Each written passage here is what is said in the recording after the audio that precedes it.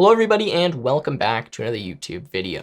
So school has just started up again. I can imagine many of you are pretty stressed already and you are just waiting till the end of this semester, even though at least for me, we are only a few days in. I figured now would be a good time to make a video and share some tips and advice on how to succeed in school while maintaining a healthy and balanced lifestyle. Now that last part is very important to me. It is pretty much the center of every activity I do, is making sure that my life is balanced, that I am happy, and that I'm enjoying myself and not working myself too hard.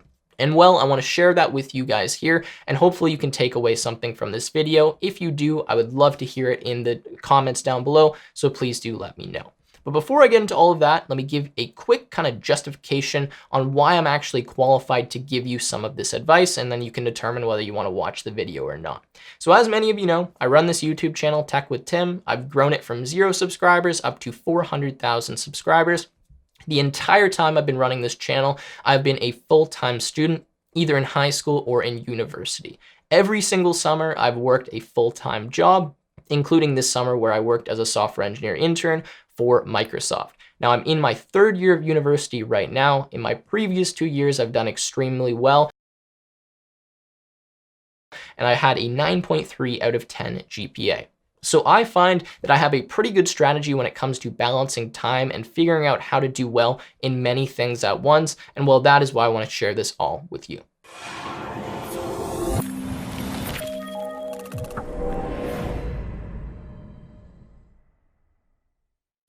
So I'm going to start by discussing what I feel has the greatest impact on success in school.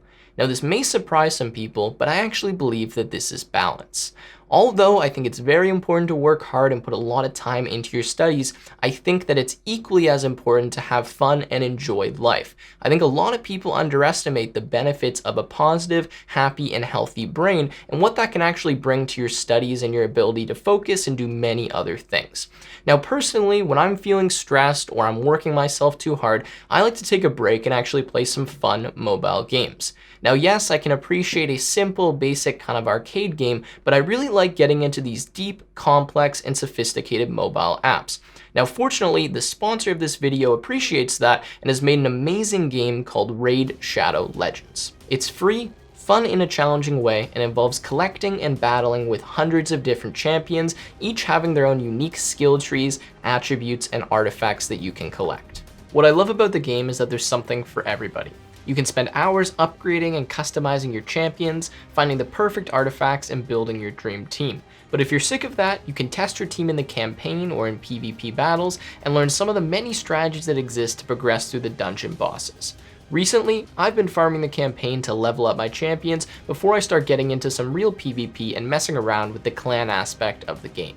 The game is constantly evolving and being updated, and Raid just released a huge champion update, tweaking and rebalancing over 20 different champions to make PvP arena battles even more competitive. And if that's not enough, the Forge just came out, so now you can save time and start crafting top quality artifacts right away.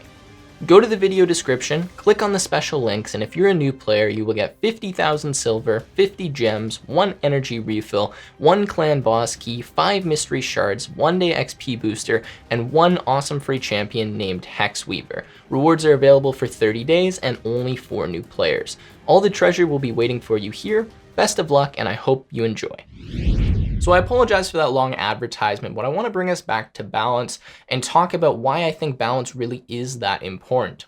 Now, I've been reading this book recently, which is called The Happiness Advantage. Now, you can kind of guess by the title what it talks about, but essentially it tries to flip the narrative that we're constantly taught, which is, just work hard, grind, be miserable for a few years, make $1 million, and then you'll be happy, right? That is kind of the path that's given to us. It's like, suffer through school, go to university, go to college, go get a crappy job, work your way up in the ranks, and then when you can retire, you'll be happy, right? Now, that might be true. Maybe for some people that's okay, but what this book really talks about is that being happy and having a healthy, positive brain actually fuels your ability to be successful and fuels how efficient and how intelligent you really can be. Now, intelligence is probably not the right word, but I hope you're getting my point, and I want to kind of parallel that with considering a few examples. Look at all these huge high-tech companies, right? I know a lot of you are in tech, so I think this is a good example. Google, Amazon, Facebook, Microsoft, whatever. What is one of the number one things that's known about these companies? Well, it's how they treat their employees, whether that's compensation, whether that's breaks, whether it's work-life balance. They really value that. And in fact, they're some of the most efficient, productive, and profitable companies in the world. I don't think it's a coincidence that some of the best companies in the world that everybody wants to work for have these things ingrained in their culture. You know, if you are feeling tired, go have a nap. Oh, you want to have some fun? Go ride a bike on the campus. Oh, you can have, free coffee, free food, whatever it may be. I think they understand that making their employees happy is going to boost their productivity and how much they can really get out of them. And that's what I'm trying to tell you here. Even though you're a student and this is different from being in the workplace, if you can make yourself happy, if you can have something to look forward to every day, that is really going to change your efficiency, your productivity, and how well you're able to perform in school. And I can say firsthand, one of the main reasons I've been doing so well recently in school is because I've started allocating quite a lot of my time to doing things I find enjoyable. Even though I may feel guilty about not finishing the assignment right away or, wasting a few hours at night, I find that when I wake up the next morning, I'm just much more ready to put in the work that I need to do, and I do better work. So to give you a concrete way to really do this, what I do every morning is I wake up, I plan out my day on a kind of a very basic level. I say, this is what I want to accomplish.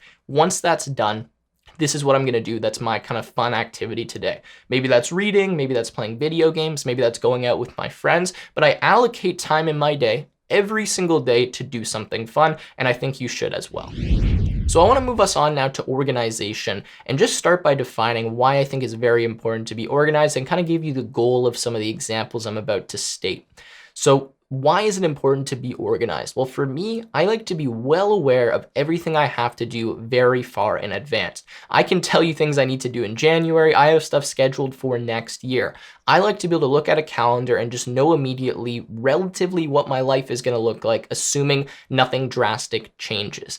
I find this gives me a really big peace of mind. I know that, hey, this is coming up. I have this on the calendar. I need to prepare for it. Or, oh, that week I'm going to be really busy. This week I don't have much. Let me do a bit more work now to catch up and make sure that next week I'm not going to be really stressed and have to work way longer than I'd like to.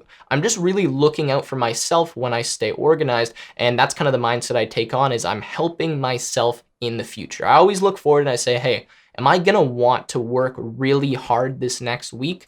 Probably not. So let me do a little bit of work right now, and then I'll thank myself then because I kind of took a little bit of weight off of my shoulder.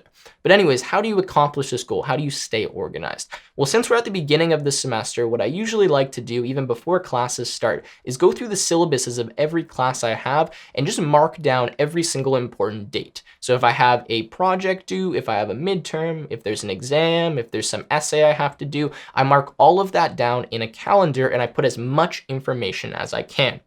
I will literally copy and paste paragraphs from the syllabus and put it in the notes of events to make sure that if I ever need to check, how hard is something going to be? When is it due? Is there any information I missed? I don't need to reference multiple sources. I can find it in one place.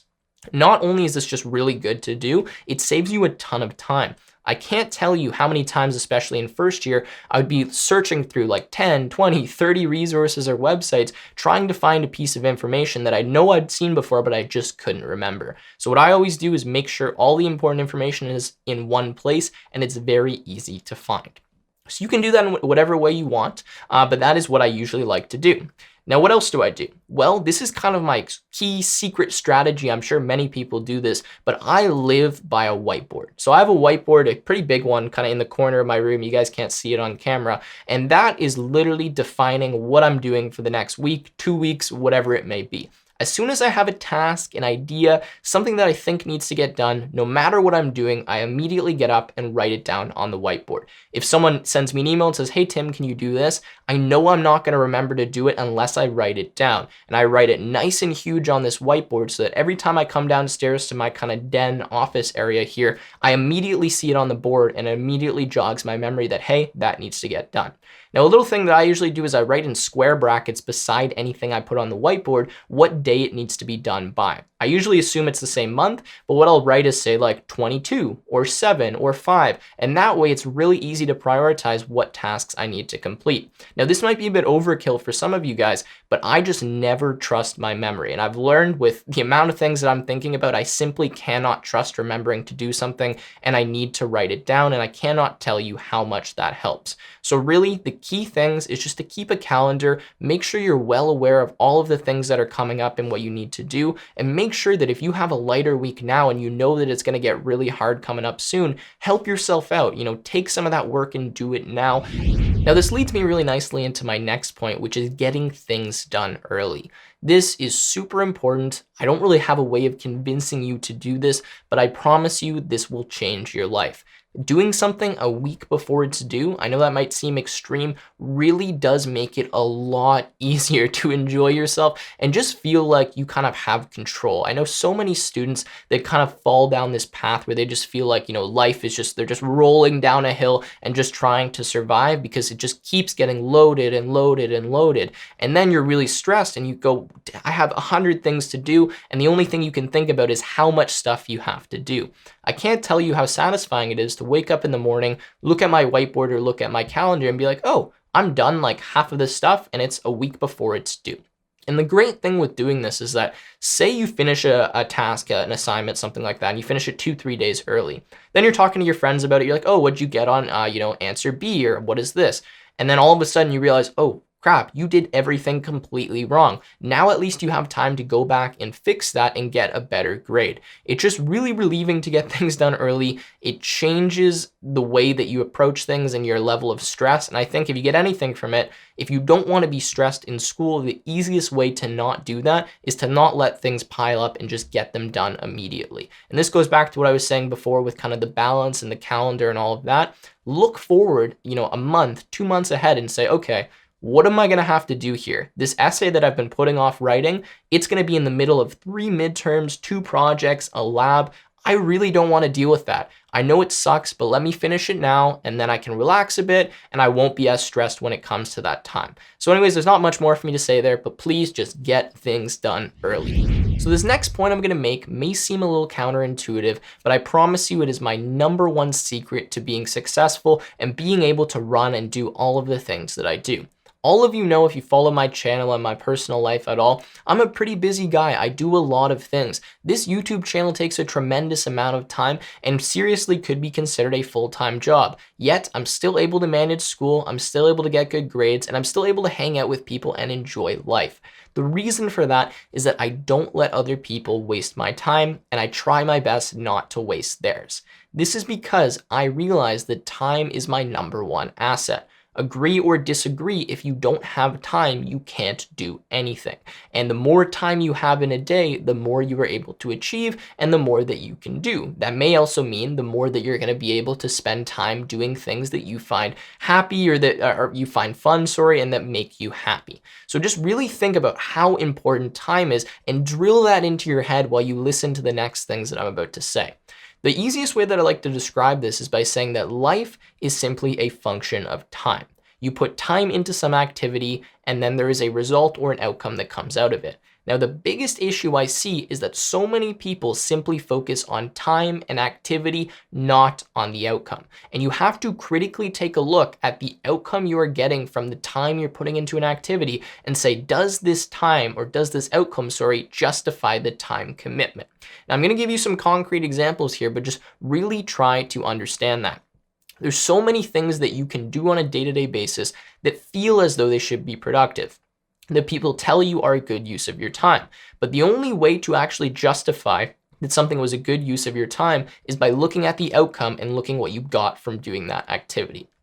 So what do I mean by this? Let's take, for example, attending a university lecture. Personally, I attend about 10 to 15% of my university lectures, labs, tutorials, whatever it may be. Now, I don't do that just because, I'm not doing any work and being lazy and I sleep in. I'm awake and I'm working during the times that these lectures are going on, but I don't attend them because they are a waste of my time. I am not going to let a professor waste my time as much as they insist to do so. Now, I know that seems hostile and aggressive, but really what I mean is that if I attend a university lecture and say they're teaching, data structures and algorithms or something basic or whatever it may be, and I already have a decent understanding of that topic, or I feel that I can teach myself better than the professor can teach me, I'm not going to attend that lecture, even though it feels like I'm spending, I'm time well spent going there, because I know that the outcome I'm getting from that lecture does not justify the time I'm putting into it. Especially when school was in person and I had to walk to class and get ready and it was snowing. There's no point in me going to a 2-hour class or spending 2.5 hours out of the house when that time could be spent, say, making a YouTube video or finishing an assignment or learning the topic in about half the time. So to really figure out what activities are worth doing, you need to critically analyze the outcome you get from the time input. Now, I know this is seeming like mathy and nerdy, but it's a really simple thing and just the best way that I can logically break this down. What I did at the beginning of first year university to come to this realization was I followed some advice from a friend and I marked down and logged my daily activities for a week. I said, okay, this is what I do every single day. And I didn't feel bad about what I was doing, but I realized very quickly that I'm doing all these activities that I think are productive and that feel like they should be, but really there's no meaningful outcome from them. And as soon as I cut those activities out, I did this. I wrote time, activity, outcome. I looked at all the outcome columns, and as soon as I only started doing the tasks that gave me a meaningful outcome, I realized that I had 4 or 5, 6 spare hours every single day to do more and to be more productive and more efficient. Now, of course, I am different than all of you guys. Not everyone wants to work 8, 9, 10 hours a day. But if you think about it this way, the more activities you can cut out that don't give you a meaningful outcome, the more time you have fun, to play video games, to enjoy life, which goes back to everything else I've been talking about this video with balance, happiness, and all of that. So just please consider that and realize that time is your number one asset and you have to be very careful how you spend it and not let other people waste it. So I'm going to leave you with 2 last things to consider here before I get into a summary and kind of just combine all of these points together. The first thing I want to say is that the beginning of a semester is usually easier, so do well when it's easy. I don't know why so many people take on the attitude that, oh, it's only 2% of my grade. It's only 3%. Oh, I don't want to do the assignment. Oh, I have an exam that's worth 60%, so I'll just do well then. This makes no sense to me. It's something that I absolutely cannot understand. And all I'm trying to say is that when the work is easy, why don't you do well in that rather than on the really hard stuff? I find exams pretty difficult, but the reason I'm able to continue to do well is because I do well in all of the easy stuff in the semester. All of these give me grades, these participation, these labs, these things that add up quite quickly to say 30, 40% of your grade. Why don't you do really well in all of those so when it comes to the tough stuff, you can afford to make a mistake? Now, what this also does for you is when you have a very high grade, it boosts your confidence, first of all, in your ability. It also makes you a lot less stressed when it comes to the final. I cannot tell you how many people I know that have been grinding, staying up for, days at a time, studying for this exam because they did nothing the entire year and now they need an 80 to pass. I never want to experience that level of stress, and I think that's going to make you perform worse than if you got some stuff done early, you didn't have a lot of pressure, and you were able to focus and just work on it at your own pace.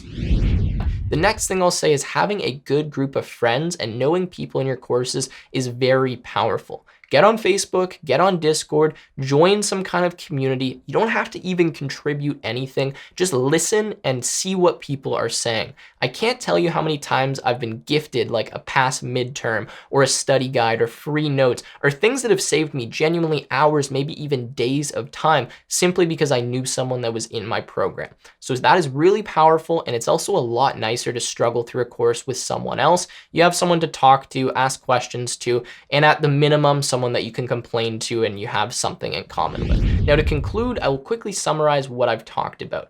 The point of this video, if you haven't realized, has been to achieve a level of balance and a stress-free life, really. The way I'm able to do all the things I do is because I live stress-free and I am not concerned about having to get all of these different things done. I wake up in the morning and I know that if I don't want to do work today, I will be okay and I can survive.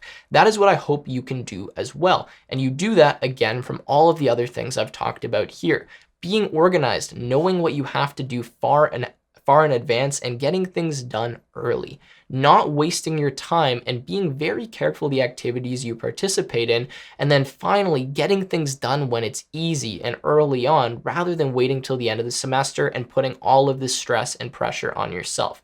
All of this is aided and made a lot easier when you have a good group of friends and support network that are in your classes that can share information with you, share resources with you, and at minimum be someone that you can talk to about the stuff that's going on in the course. So with that being said, I hope you all enjoyed this video. I understand that this is easy for me to just say into the camera, and that's a lot more difficult to apply in real life. But I promise you, if you adopt this mindset of just helping yourself out and picking a goal that you want to achieve and really thinking about, why am I doing all of the things I'm doing, life gets a lot easier. And really, those have been the keys to my success since I got into first year university. So as I said, I hope you guys enjoy. If you did, please like, subscribe, and I will see you again in another YouTube video.